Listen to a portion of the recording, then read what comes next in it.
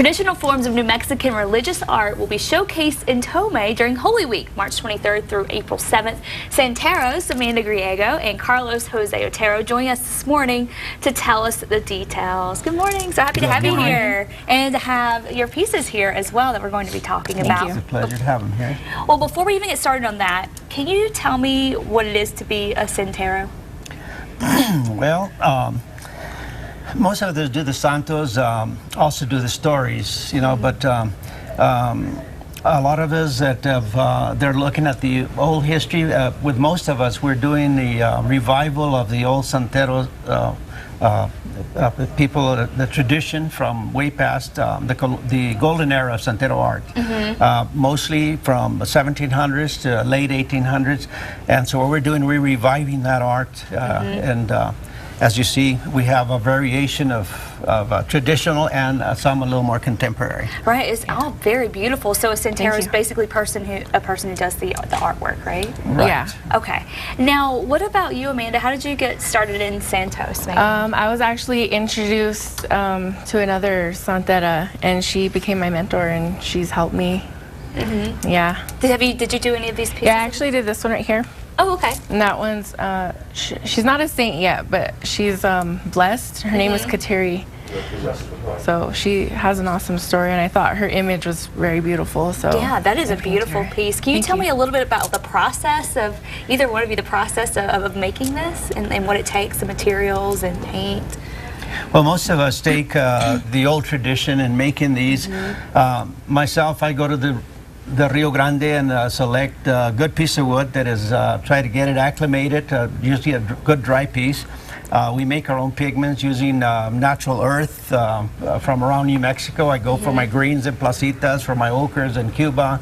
And so we make our paints that way, and the adhesiveness of we use a gum from a tree, the varnish from the pinon sap of the pinon tree, and so basically using the same traditions that they used in the past. It's a very natural process. It's really cool. What kind of trees do you guys use, or what kind of wood?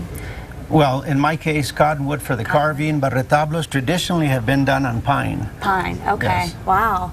Now, how long does it usually take to do something like this? it all depends actually on the image and how you want your board to look, all the carving and everything in there. It depends. It always varies. And what about inspiration? What inspires you guys? I think everyone has a different inspiration. Sometimes seeing another piece, in my case, I like the history and the story, so I like to go back and study it and find out, you know, who did it, when, and also the influence and the impact that these particular santos had all through the ages on our people. Well, let's talk about some of these. Can you just tell me a little bit about some of the pieces that you brought here?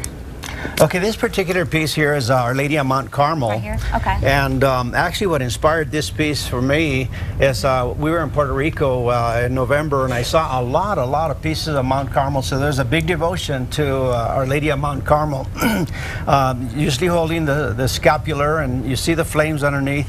Right. To save sinners from purgatory, and there is a devotion in our past to Our Lady of Mount Carmel in New Mexico. A lot of times she's shown standing up.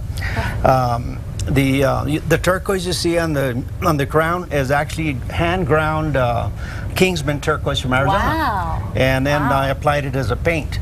Another piece that I brought is the Nazarene that you see on the far right here. left. Far left, right here. Okay. Yes, and so that's retablo, but it also has relief work, so that shows the depth of some carving on that. Okay.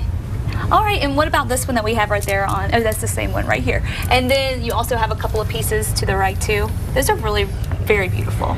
Thank you. Okay, well, of course, we have more information for you. We'll put it right up there on the screen.